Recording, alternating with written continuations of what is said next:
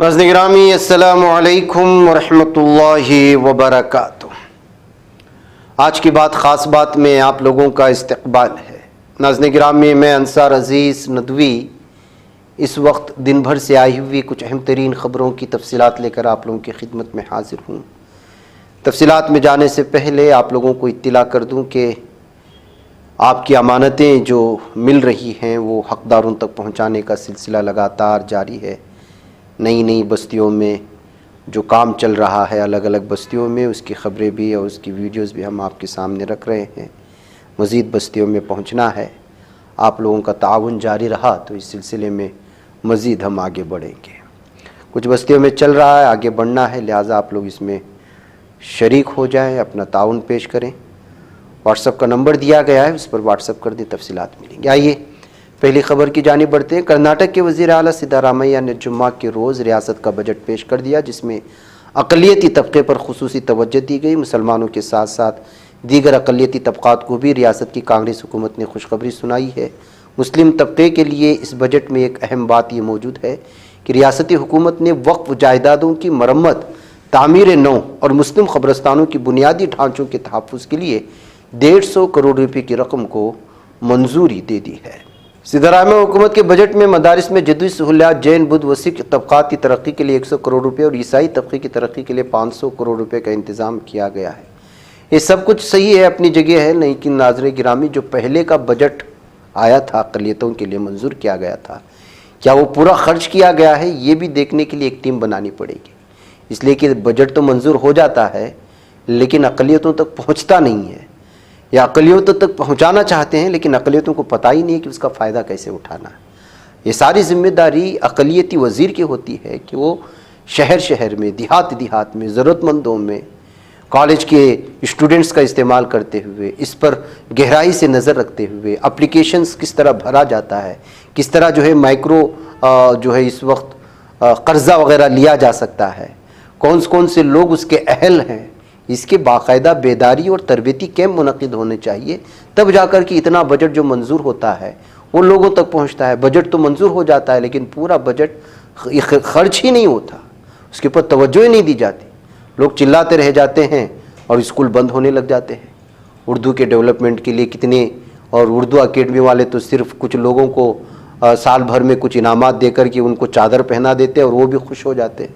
अक़लियतों की फलाह बहबूद का मतलब ये नहीं कि आप उर्दू अकेडमी में मेले की तरह कुछ लोगों को, अदीबों को, कलमकारों को जमा करें, जिनको उर्दू नहीं आती उनको भी जमा करें, जो अपना नाम पेश करे या कोई अपनी दलाली करे। जाहिर सी बात है कि ये सारी चीज़ें लोगों को इस वक्त जो है बाकायदा तबसरे कर रहे हैं। इतना बड़ा बजट आता है, कहाँ किस तरह से खर्च करना है, शायद इसके ज़िम्मेदारों को भी पता नहीं होगा।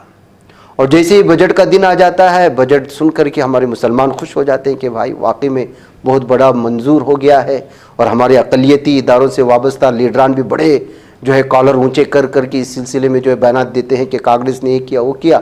लेकिन ज़मीनी सतह के अंदरूनी हालात ये हैं कि हमारा तरक्की का मतलब यही है कि उर्दू अकेडमी के सालाना जो अवार्ड दिए जाते हैं उसमें मेले की तरह से लोगों को जमा करो, उनको कुछ चादर पहनाओ, होता है एजाज़ के लिए किया जाता है, और फिर उनके लिए हाथ में कुछ बजट दे दो और फिर उसको बड़े पैमाने पर मार्केटिंग कर दो। या फिर हज के मौके पर हज कमेटी से जो बसेस जाते हैं, जो अपने पैसों से जा रहे हैं, उनकी तस्वीरें बार बार दिखाओ, मार्केटिंग करो कि जो है अक़लियतों की बुनियाद फलाह बहबूदी हो रही है। हकीकत में सबसे ज़्यादा अक़लियती तबक़े के लिए दिया जाने वाला बजट उस वक्त आपके लिए सबसे ज़्यादा काम करेगा जब तक कि उसके हासिल करने के उसूलों को हम समझ नहीं पाएँ। जैसे उर्दू स्कूलों की तरक्यात की बात होती है, माइक्रो फाइनेंस जो अक़लियती तबके ताल्लुक़ रखते हैं, जिनके पास इधर उधर वो लोग दौड़ते रहते हैं, भागते रहते हैं कि कहीं से हमको कुछ स्कॉलरशिप मिल जाए, जो निजी तंजीमें होती हैं, लेकिन उनको मालूम कराना होता है कि हुकूमत भी उनको जो है स्कॉलरशिप देती है, उसके हासिल करने के अपने कुछ तरीक़े हैं, उसके लिए तरबियती कैंप मुनक़िद किए जाने चाहिए। इसके अलावा बहुत सारे रास्ते हैं, لیکن افسوس کا معاملہ یہ ہے کہ ہم 2 دن بجٹ پر بحث ہوتی ہے پھر خوش ہو جاتے ہیں، خاموش ہو جاتے ہیں۔ وہی حج کمیٹی کے موقع پر، ہاؤس ہاؤس کے موقع پر اردو اکیڈمی کا کچھ مشاعرہ اور کچھ کتابیں شائع کر کے اس کو اردو اکیڈمی کی طرف سے 500 کتابیں شائع کر دی اور ایک میلہ جمع کیا، کچھ وزراء کو بلایا، کچھ سیاسی نیتاؤں کو بلایا، ان کے ہاتھوں سے کچھ دیا اور سمجھ گئے کہ بہت بڑا کام کیا۔ اگر یہی ہے تو پھر اس بجٹ کو 100 کروڑ کیا 10 کروڑ 10,000 کروڑ بھی بولنے دو، کیا فرق پڑتا ہے؟ اگر بجٹ آیا ہے تو حاصل کرنے کے طریقے بھی ہمیں آنی چاہیے، یہ اصل میرا کہنا ہے، وہ چاہے کرناٹک کی بات ہو یا پھر دیگر ریاستوں کی، اس لیے کہ تمام ریاستوں کی یہی صورتحال ہے۔ تلنگانہ میں کانگریس حکومت نے پارلیمانی حلقوں کی نئی حد بندی کے معاملے پر ایک آل پارٹی میٹنگ بلانے کا اعلان کیا ہے تاکہ اس عمل میں ریاست کے ساتھ کسی قسم کی ناانصافی نہ ہو۔ یہ فیصلہ وزیر اعلیٰ ریونت ریڈی کی صدارت میں ہونے والے کابینہ اجلاس کے بعد کیا گیا۔ اطلاعات و نشریات کے وزیر پونگولیتی سرینواس ریڈی نے خدشہ ظاہر کیا ہے کہ مرکز میں NDA حکومت حلقہ بندی کے ذریعے جنوبی ریاستوں کو نقصان پہنچانے کا ارادہ رکھتی ہے۔ تمل ناڈو پولیس کی سائبر کرائم برانچ نے اشتہاری گھپلوں پر عوام کو خبردار کرتے ہوئے پبلک الرٹ جاری کیا ہے۔ پولیس کے مطابق مصنوعی ذہانت اور دیگر جدید ٹیکنالوجیز کا استعمال کر کے مشہور شخصیات اور بزنس ٹائکونز کے نام پر دھوکہ دہی پر مبنی اشتہارات بنائے جا رہے ہیں۔ ان اشتہارات کے ذریعے عوام کو جعلی سرمایہ کاری یا خریداری کے جال میں پھنسایا جاتا ہے، جس سے مالی نقصان کا اندیشہ ہوتا ہے۔ تمل ناڈو میں جاری لسانی تنازع کے درمیان اب مہاراشٹرا میں بھی لسانی تنازع شروع ہو گیا ہے۔ راشٹریہ سیوم سیوک سنگھ کے لیڈر بھیاجی جوشی کے ایک بیان نے مہاراشٹرا کی سیاست میں ہلچل مچا دی ہے۔ حال ہی میں سنگھ لیڈر بھیاجی جوشی نے کہا تھا کہ جو لوگ ممبئی آتے ہیں انہیں مراٹھی سیکھنے کی ضرورت نہیں ہے۔ بھیاجی جوشی کے اس بیان پر شیو سینا، UBT اور کانگریس نے سخت رد عمل کا اظہار کیا ہے۔ جسٹس ابے یس ووکا اور جسٹس این کوٹیشور سنگھ کی بینچ نے سخت ناپسندگی کا اظہار کرتے ہوئے کہا ہے کہ اس طرح کے اقدامات حیران کن اور غلط اشارہ دیتے ہیں۔ جسٹس ووکا نے مزید کہا کہ آرٹیکل 21 بھی ایک چیز ہے۔ جسٹس ووکا نے سپریم کورٹ کے حالیہ فیصلے کی طرف بھی اشارہ کیا جس میں انہدام سے قبل عمل کرنے کا طریقہ کار طے کیا گیا ہے۔ اب بلڈوزر انصاف پر بھی رابطہ بینچ کا فیصلہ ہے۔ حال ہی میں مرکز کی مودی حکومت کے ذریعے پیش کیے گئے نئے انکم ٹیکس بل کو لے کر کے ہنگامہ برپا ہو گیا۔ حکومت کی طرف سے دعویٰ کیا جا رہا ہے کہ نئے ٹیکس بل میں کئی بڑی تبدیلیاں کی گئی ہیں تاکہ قوانین کو مزید آسان اور سہل بنایا جا سکے۔ حالانکہ نئے بل میں کچھ ایسے اصول موجود ہیں جن پر لوگوں نے سخت ناراضگی کا اظہار کیا ہے۔ کانگریس نے بھی اس تعلق سے اپنا سخت رد عمل ظاہر کیا اور تشویش کا اظہار کرتے ہوئے کہا ہے کہ مودی حکومت کا نیا انکم ٹیکس قانون رازداری پر براہ راست حملہ ہے۔ مدراس ہائی کورٹ نے وزارت اطلاعات و نشریات کو تمل ہفتہ وار میگزین جریدہ آنند وکٹن کی ویب سائٹ پر عائد کی گئی پابندی کو ہٹانے کا حکم دیا ہے۔ وزیر اعظم نریندر مودی اور امریکی صدر ڈونلڈ ٹرمپ کے کارٹون شائع کرنے پر آنند وکٹن پر یہ پابندی عائد کی گئی تھی۔ جسٹس بھرت چکرورتی نے ایک طرف حکومت کو ویب سائٹ پر سے پابندی ہٹانے کا حکم دیا، وہیں دوسری جانب میگزین سے کارٹون والے صفحے کو ہٹانے کی ہدایت بھی جاری کر دی ہے۔ اڈیشہ کے تمام سرکاری اسکولوں کو زعفرانی یعنی بھگوا رنگ میں رنگنے کا اعلان کر دیا گیا ہے۔ ریاستی حکومت نے سرکاری اسکولوں کی عمارتوں کے لیے نئے رنگ کی اسکیم بنائی جس کے تحت اسکولوں کے رنگ کو پہلے کے ہرے اور سفید سے بدل کر زعفرانی کرنے کا فیصلہ کیا۔ پچھلے BJD حکومت نے سبھی سرکاری عمارتوں پر ہرا اور سفید رنگ چڑھایا تھا۔ غور کرنے والی بات یہ ہے کہ حال ہی میں ریاستی حکومت نے سیکنڈری اسکول کے طلباء کی یونیفارم کا رنگ بھی تبدیل کر دیا تھا۔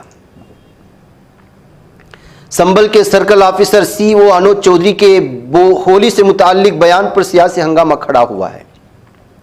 سماجوادی پارٹی کے سینئر رہنما اور راجیہ سبھا کے رکن پروفیسر رام گوپال یادو نے ان پر سنگین الزامات عائد کیے۔ انہوں نے کہا کہ انوج چودھری جیسے پولیس افسران کے غیر ذمہ دارانہ بیانات سے ہی فسادات بھڑکتے ہیں۔ انہوں نے الزام لگایا کہ جب سنبل میں تشدد ہوا تھا تب انوج چودھری پولیس اہلکاروں کو گولی چلانے کے احکامات دے رہے تھے۔ رام گوپال یادو نے سخت لہجے میں کہا کہ جب بھی حکومت بدلے گی تو ایسے پولیس افسر جیل میں ہوں گے۔ دہلی میں ناموں کی تبدیلی کی سیاست شدت اختیار کر رہی ہے۔ BJP کی کئی اراکین پارلیمنٹ نے اپنی سرکاری رہائش گاہوں کے پتوں میں خود ہی ترمیم کرتے ہوئے تغلق لین کی جگہ سوامی وویکانند مارگ لکھوا لیا۔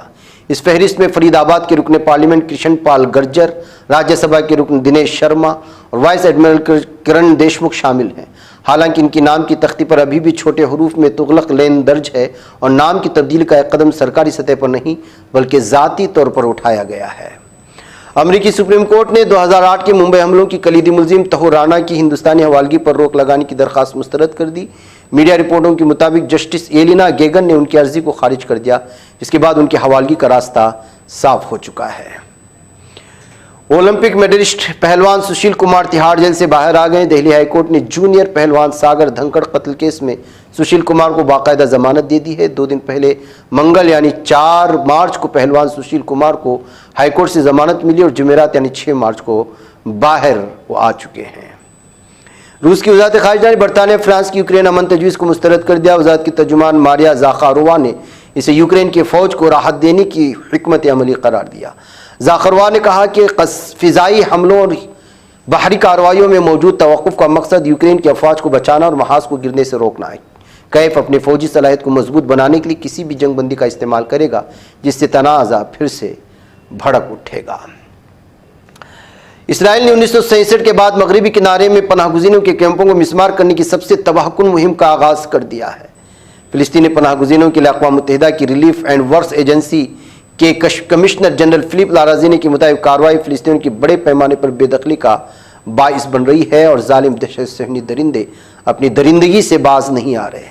چین اور جاپان کے درمیان کشیدگی دن بدن بڑھتی جا رہی ہے۔ اس درمیان چین نے سخت انداز میں دھمکی دیتے ہوئے جاپان پر نیوکلیائی بم سے حملہ کرنے کی بات کہی ہے۔ چین کے وزیر خارجہ وانگ ای نے اس تعلق سے ایک بیان دیا ہے جس میں کہا ہے کہ جاپان کو ہیروشیما اور ناگاساکی کے بارے میں نہیں بھولنا چاہیے، ہم اس سے بھی زیادہ درد ان کو دے سکتے ہیں۔ جمعہ کے روز شامی سیکورٹی حکام نے لازقیہ اور طرطوس میں سابق حکومت باقیات کے خلاف وسیع کامبنگ آپریشن شروع کرنے کا بتایا ہے۔ اطلاع دی گئی ہے کہ شام افواج نے طرطوس لازقیہ کی گورنر کے مرکز کا کنٹرول سنبھال لیا ہے اور وہ دیہی علاقوں میں داخل ہونے کی تیاری کر رہے ہیں۔ انہوں نے مزید کہا کہ شامی افواج نے لازقیہ گورنری کے مرکز پر اپنا کنٹرول بڑھا دیا ہے۔ فلسطینی تنظیم حماس کے ترجمان قاسم امین نے خصوصی انٹرویو میں امریکی صدر ڈونلڈ ٹرمپ کی دھمکی کا جواب دیتے ہوئے کہا کہ تنظیم کی قیادت کا غزہ کی پٹی سے جانا ناقابل قبول امر ہے۔ مکہ المکرمہ میں رابطہ عالم اسلامی کی جانب سے منعقد ہونے والی کانفرنس اسلامی مسالک کے درمیان پل کی تعمیر اسلامی رواداری کے زاویوں کو فروغ دے کر عملی پروگراموں کو وضع کرنے میں مصروف ہے۔ اس دوران میں کانفرنس کی دوسری ایڈیشن میں شریک امت اسلامیہ کے بڑے مفتیان علماء کرام نے ماضی کے اختلافات کو ختم کرنے کی اہمیت پر زور دیا۔ ان کا کہنا کہ اسلامی اخوت کی چھتری کے سائے میں تعاون اور یکجہتی کے نئے اور کشادہ افق کی راہ ہموار کی جائے۔ شام کے علاقے ترتوح کا اعلان کیا کہ سکوٹی صورتحال کے پیش نظر شہر میں رات 10 بجے سے لے کر کے صبح 10 بجے تک کرفیو نافذ کر دی جائے گی۔